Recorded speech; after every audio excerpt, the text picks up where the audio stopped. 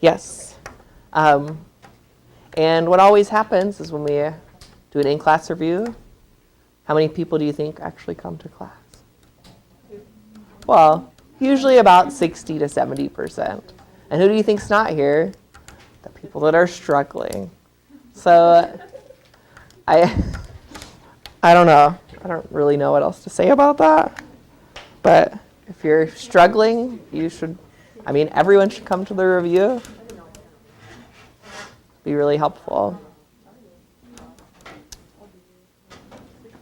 Because really, I think, 12, 13, 14, 5, is that 4 chapters? I think 4 chapters was enough for that test. Especially because it's got 12 and 15 on it, which are kind of hard. Yeah, and there's 2 days. Well, there's more stuff if it's divided in half. So I decided I didn't like chapter 16, so we'll just be doing this exam, and then we'll do chapter 17, and then we'll have the final, basically. Because 17 is like your senses, which is kind of cool. Sight, hearing, all that stuff.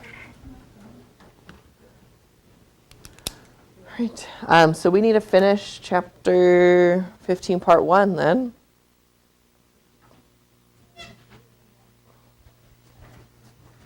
Oh, and I need to go. Where'd she go? That's part 1. So I believe what we had left to talk about was the receptors and everything.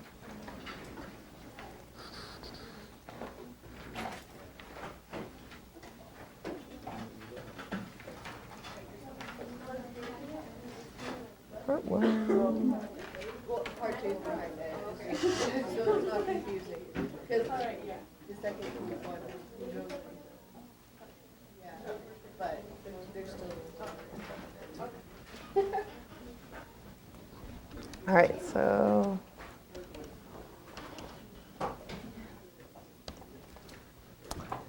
All right, so we were on neurotransmitters.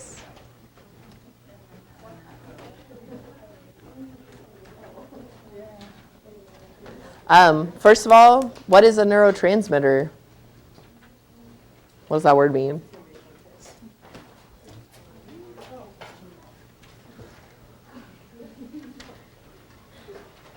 Anybody know?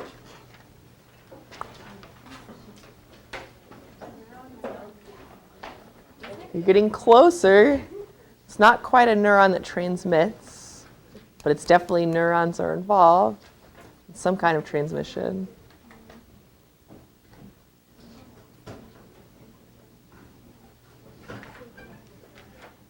Do it. It's a chemical. I don't know if we'd call it an enzyme. It is a chemical message. Acetylcholine is one of them. What do you think where is the message going from? Where is it going to?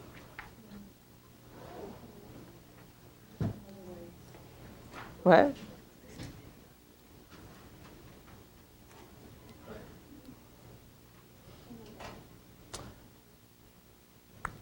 So it's going from one neuron to another? No, not quite. So it's going from one neuron to another. That's a neurotransmitter. So you remember we did those chemical synapses? Where it was like the signal got to the end of a neuron and then it sent something out to activate the next neuron? That's a neurotransmitter. So it's a molecule released by one neuron to activate another neuron. So probably pretty important for you to know that if we're going to have a whole discussion about neurotransmitters. If you don't know what they are, it might be a little confusing.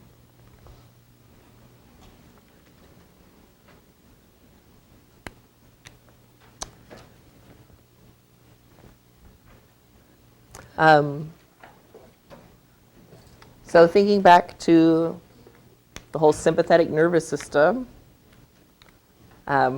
which neuron do you think releases the neurotransmitter, the preganglionic or the postganglionic? It's the pre, and then who receives it? The post, right?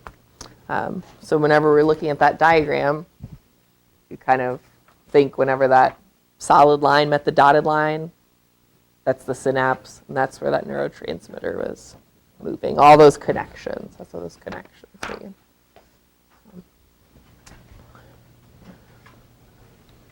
All right. And part of what was on your study guide for part 2 is those 2 words. So cholinergic neurons secrete acetylcholine. And so we've got,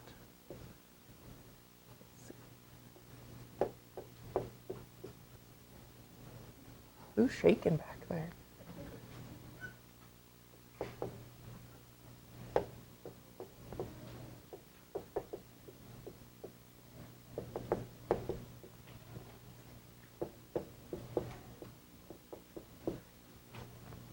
All right, so we've got types of neurons, the neurotransmitter they send out, and then the receptor on the next neuron that binds to it. So cholinergic.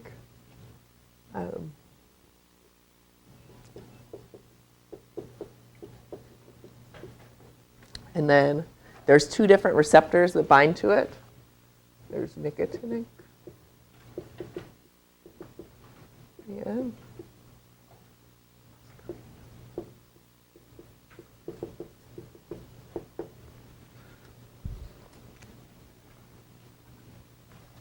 So this is, the pre-neuron. This would be like the post-neuron.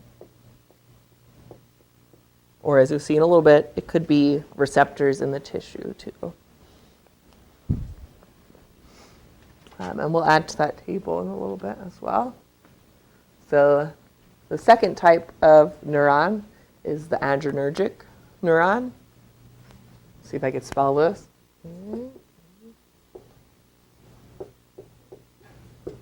And it secretes norepinephrine as a neurotransmitter. Is that spelled right?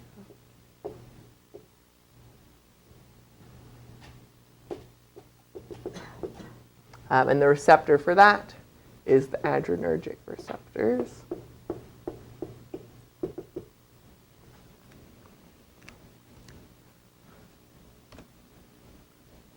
All right. So in the sympathetic nervous system, this is just kind of zooming into one kind of set of a pre and a post in the target tissues. So up on top, this is how most of those signals are sent to most tissues.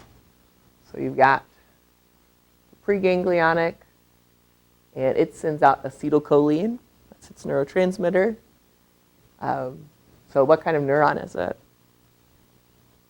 It sends out acetylcholine. It's the cholinergic. That's this first one. And then the postganglionic neuron right there, is that its dendrite or its axon terminal that I'm pointing at?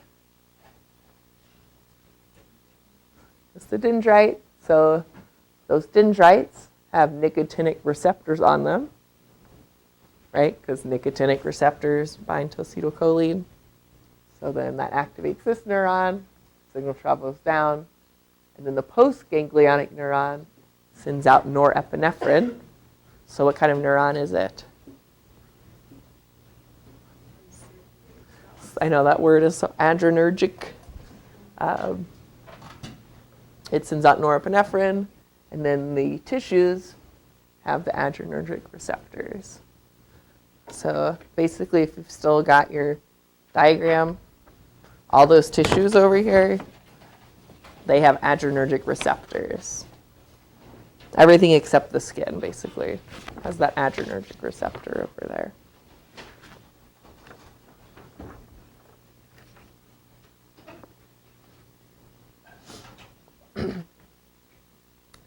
So that's most of it. The neurons that go to your sweat glands, for whatever reason, they're slightly different. The first step is the same.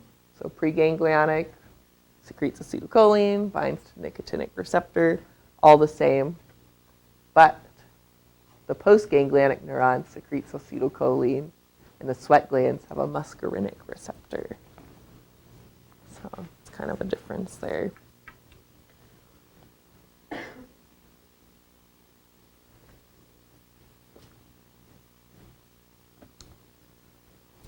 Right.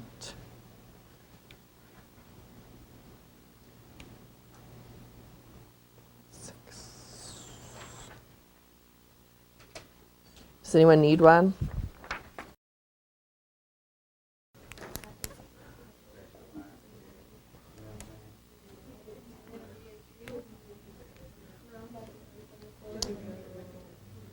All right. So let me go over a few things that I saw y'all were doing out there.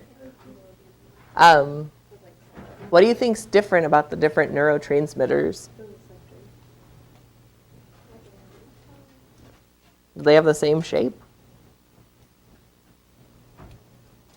They don't. So let's say this one's a triangle, and this one's a square. Do you think the receptors have the same shape then? Like the nicotinic versus adrenergic? No. What do you think their shape is? Not quite. I don't know if I'd say it's a triangle. What does this transmitter do to that receptor? It fits it, right? So if this is the transmitter, then the receptor would have to be something that holds it, right? So that'd be the receptor. Right, I'll put like a line.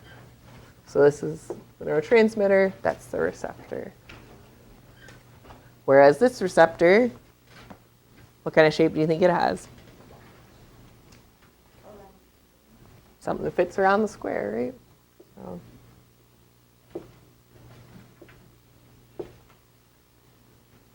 See this one? So that's how the neuron's able to kind of communicate to each other.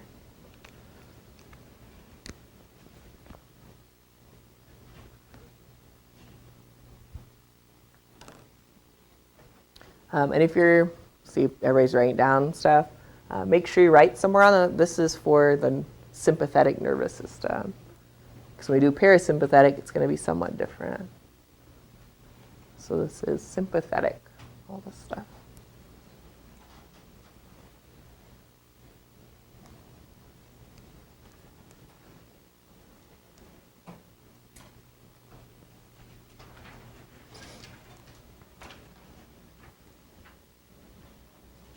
And I would point out, because I noticed a lot of people were missing like receptors at the end. In order for any cells to respond to these neurotransmitters, they have to have the receptor for it. So like the heart would have this receptor to respond to that neurotransmitter. What does the heart do when it's stimulated by the sympathetic nervous system? The heart.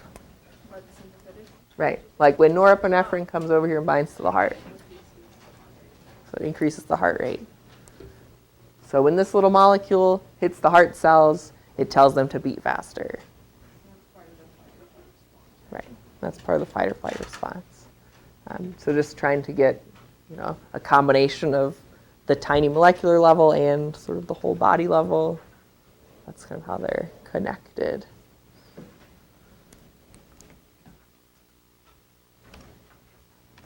All right.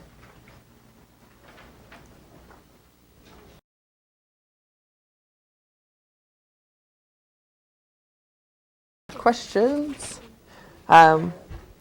Which does the parasympathetic nervous system tell the pancreas to do?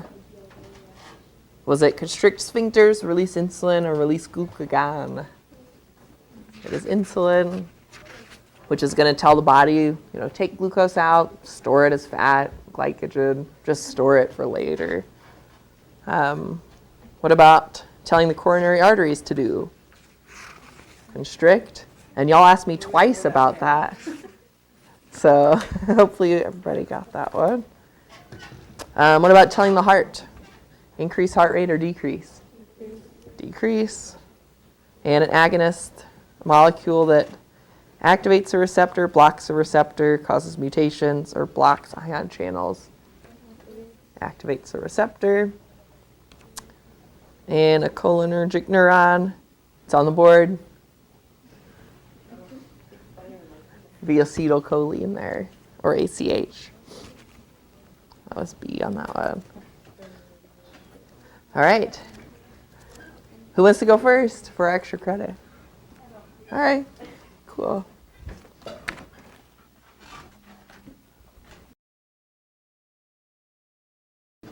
All righty. You ready to get started then? Finish up part 2. Everybody's excited to go do their extra credit research. And it takes less time than you think. It's just they sounded so, smart and like they know everything.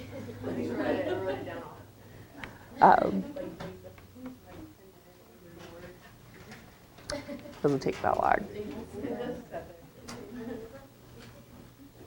Because, I've never heard of either of those things. Well, I heard about the Botox, but I hadn't heard about that before. So it's interesting you did Botox, because look what it did. It blocked these neurotransmitters from being released. We were just talking about. Actually, wouldn't be, it'd be like from the postganglionic neurons, wasn't it? You said it was at the tissues itself, right? Yeah, so matches exactly what we're learning about. All right. So parasympathetic, basically talked about all these before, but it's the system for not fight or flight, so rest and digest is what they call it. And so it's all these responses to conserve energy and store energy. So you don't need your heart to beat so fast or so hard, because you don't need so much oxygen going everywhere, because you're not running or in a stressful situation. And actually, so what we're going to do, I think, in lab next week is test to see if we can activate one of these systems and change your heart rate. So it'll be an experiment that you'll decide. And we'll also be measuring how relaxed your sphincters are in your intestines. You do have sphincters all over your GI tract. It's not just the ones you think about. There's one between the stomach and the small intestine. There's one between the small intestine and the large. Lots of sphincters around. Why do you think you would relax those sphincters? You can't even, are you going to laugh over there? Oh, I thought you were getting ready to start laughing, because I kind of laugh when I say sphincter. So. Why would you want to relax your sphincters? That would be a good guess, but not quite. To what? Yeah, so do you think your digestion is going to happen faster or slower if you relax all these sphincters? Faster, right? And then more motility, so all the intestines are going to squeeze harder, make more stomach pH, or make more stomach acid, lower the pH. So what's the time frame of being in a crowded place? That's where it gets unhealthy to be in that long. So I don't know if it kind of depends on the person and also how activated it is. But what you're actually talking about is what we'd call chronic stress. So. You're getting chased by a bear, but it's 10 miles. You're Yeah, so you eventually get to what's called the exhaustion phase, and you've used up all your stored glucose. Your heart is used, it just can't keep pumping harder and harder. It's just kind of stopped, not stops, but goes back to normal. But yeah, I think it would just more depend on the person in terms of how long that would last.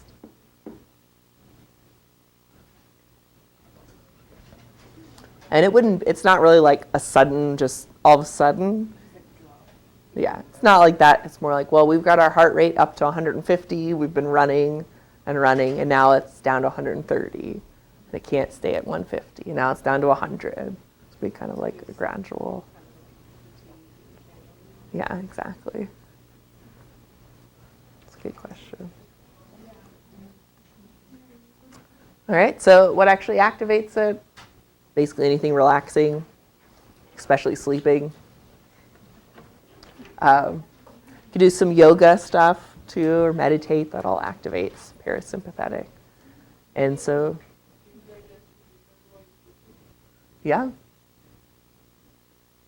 definitely. And also, it's not just digesting it, but then it's after it's in the blood, it's going to be storing it and everything. So that's probably one of the reasons they tell people it's probably not good to eat right before you go to bed, because then what happens to all that stuff you ate? Probably going to get stored as fat because you're not doing anything. You just got all this food pouring into your blood. Your body's like, what should I do with it? Let's just store it for later.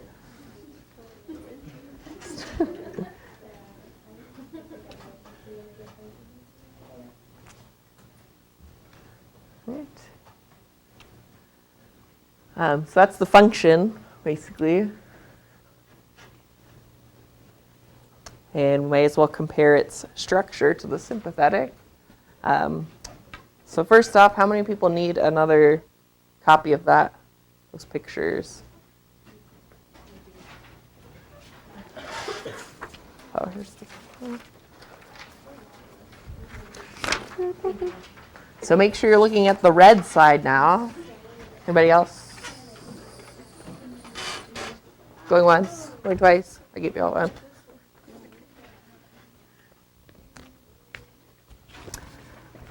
All right, so looking at this red one here, one of the first things you notice, is there any trunk next to the spinal cord like in sympathetic? So, and then also, do you feel like it's more full or less full of neurons and stuff? It's less full. And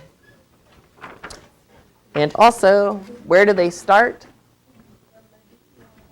So they're going to start in the brainstem, like the medulla, and then the very, very bottom of the spinal cord.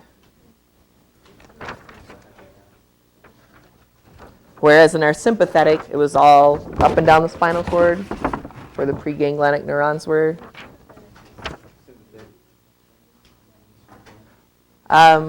Not quite. So the sympathetic technically starts at the spinal cord. Both of these systems are under the control of the hypothalamus.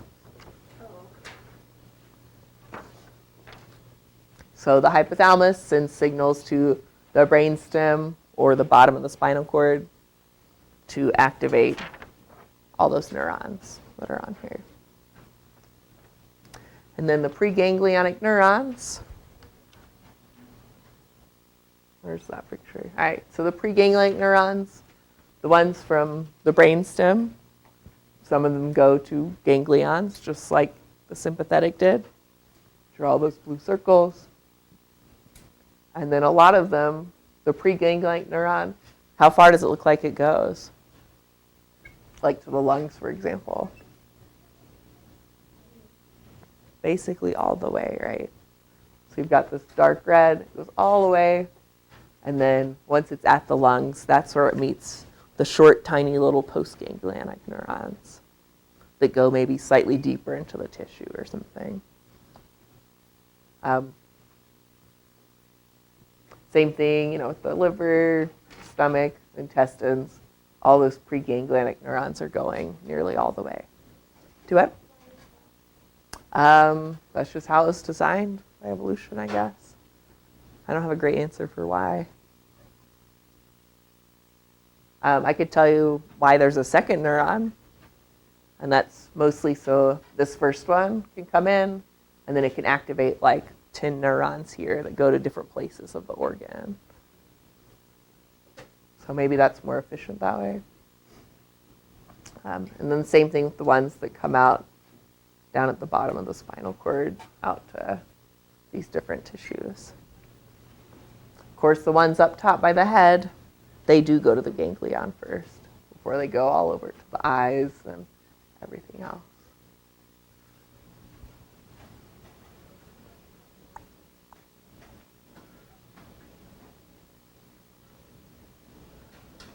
All right. And just as a reminder, the key is the same as on the front side. So thick lines are pre. Maybe we'll put this up here too. What were the circles? Are they axon terminals or dendrites?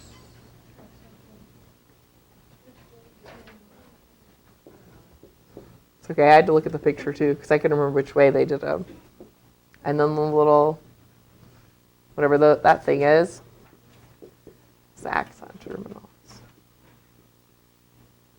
So whenever they meet, that's a synapse. All right.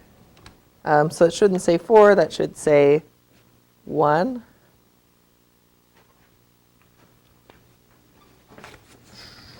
Some of those.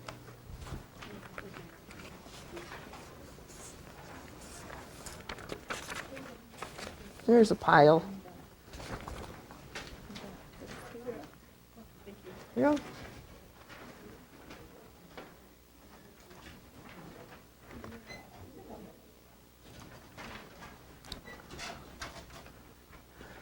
So just like you did on the sympathetic, it's asking you how the signals are traveling. So you should say the preganglionic neuron goes from here to here. And then it activates the postganglionic neuron, which goes from here to here.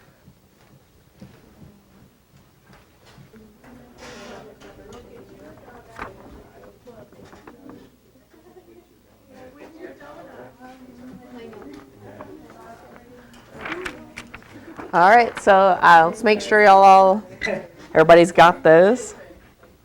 So let's see. To the liver, it would have started in the brainstem. That's the preganglionic neuron, and it goes all the way from the brainstem to the edge of the liver, basically.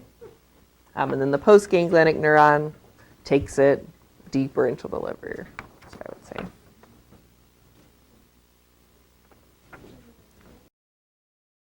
And as I saw walking around, if you don't write the words pre or post, you're not going to get all your points. Because if you just tell me, well, it goes from brainstem to the liver, well, yeah, but I did give you the diagram to look at, so hopefully you could take it a little farther than that.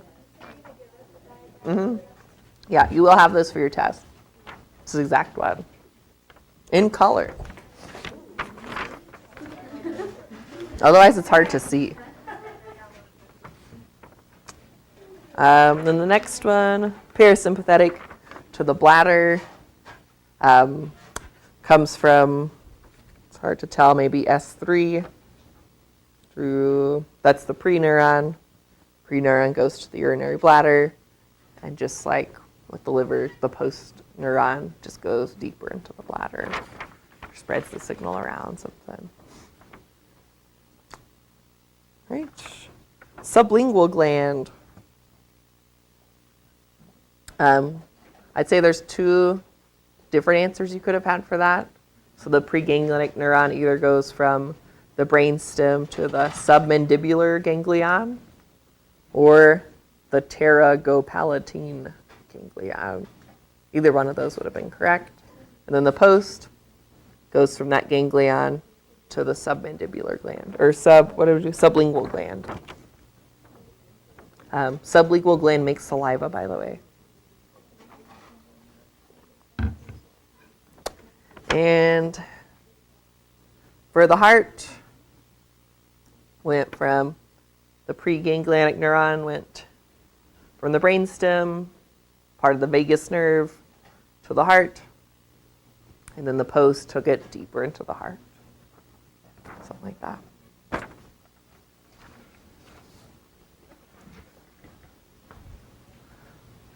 All right.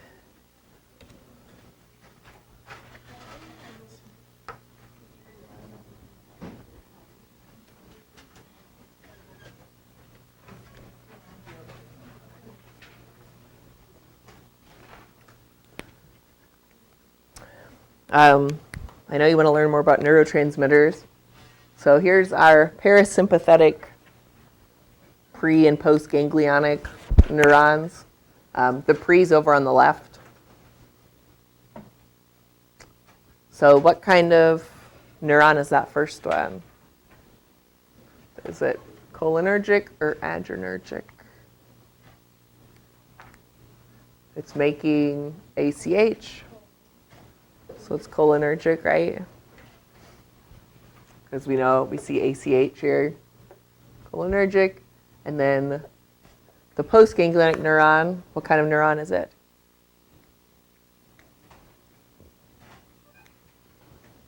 Did y'all say same thing? Is that what I heard? That'd be like the same thing. So for sympathetic, parasympathetic,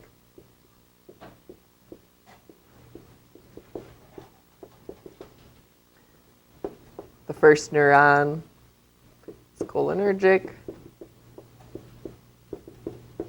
and then cholinergic.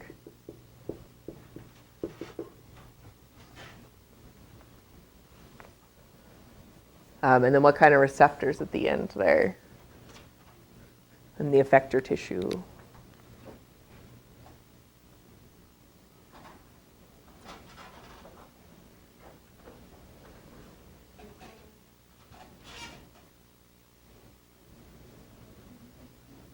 It's the muscarinic. So this is the pre-neuron. This is the post.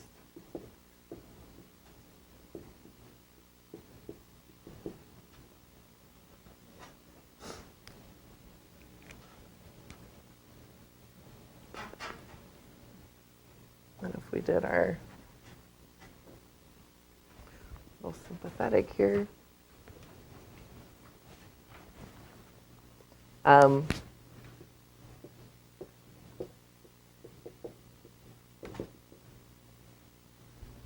So if we went back to our sympathetic nervous system, I should bring that slide up real fast.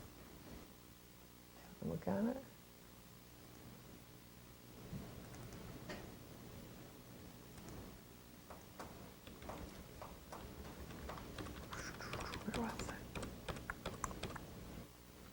And for now, since it's most of the tissues, we're just going to stick with the top one.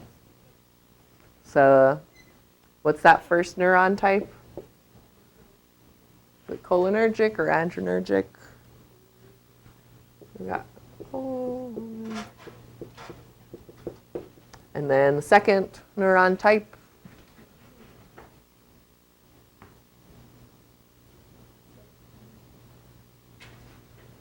It's either cholinergic or adrenergic. The second neuron. It's the adrenergic.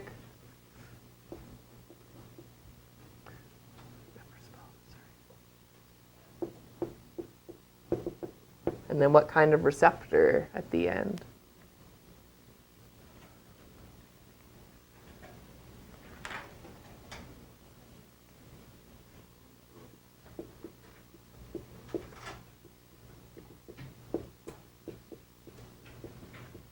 So it is adrenergic receptor, and for now, for this chapter, we won't worry about the sweat gland thing, because that's confusing. So what's interesting about these signals and these receptors is that those heart cells that you were looking at, they have an adrenergic receptor, and they also have the muscarinic receptor, like in the same cell. So whichever neurotransmitter comes to the heart, it tells it to either speed up if it's sympathetic, or if they get the muscarinic receptor activated, then the heart slows down. So those cells have both receptors. And so you've got both kinds of neurons coming in, but only one of them sending out a neurotransmitter. That's kind of how they know.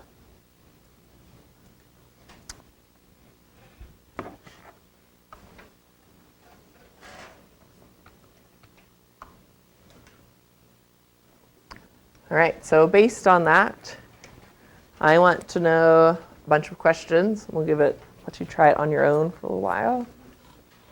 So it's all about receptors and neurotransmitters.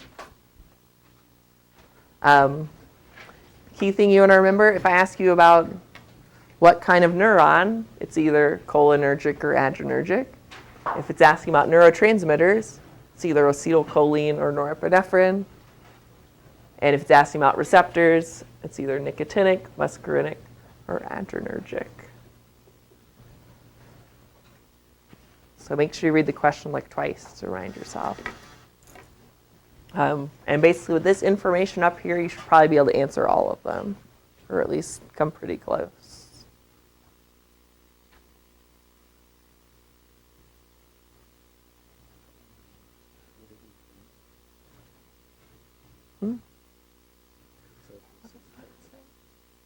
Oh.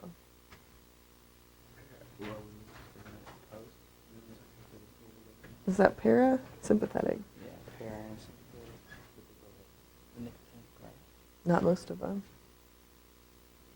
You only gave us one. For the para, right? Yeah. But sympathetic, the second neuron is adrenergic. For sympathetic. That's You that. see what I'm saying? It's just like, which one? It doesn't say to the post. Do you mean post? Target cells, which means not neurons. Anyone else who's wondering where it says target cells, that means like the tissues, like the target tissues, not other neurons or something.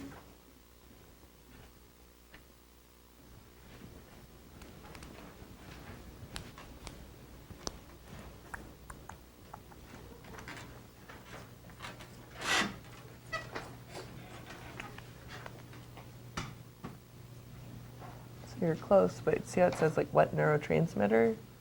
That means it has to be acetylcholine or norepinephrine. You see what I mean? Yeah. Depending on what the question says. They always put me up there. Some of them ask for receptors, don't they? No, this is a first 4 do. Right, so the first four are either acetylcholine or norepinephrine.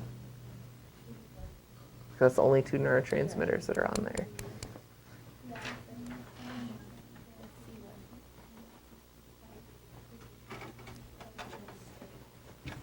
Well, you're close, but two, it said which neurotransmitter? It said adrenergic. That's a type of neuron. So say you wrote acetylcholine and norepinephrine for the other ones. Oh, okay.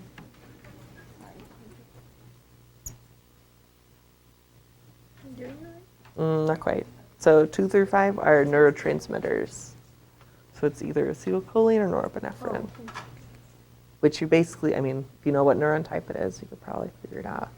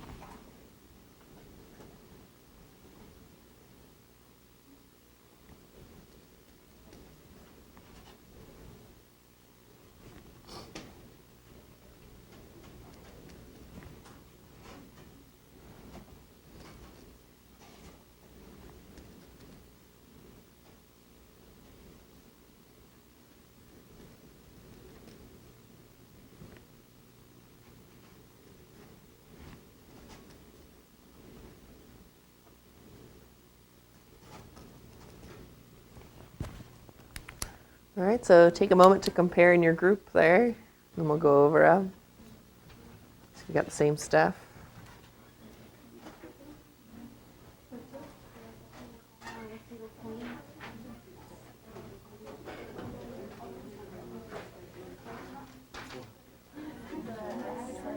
Oh. I should have wrote up here.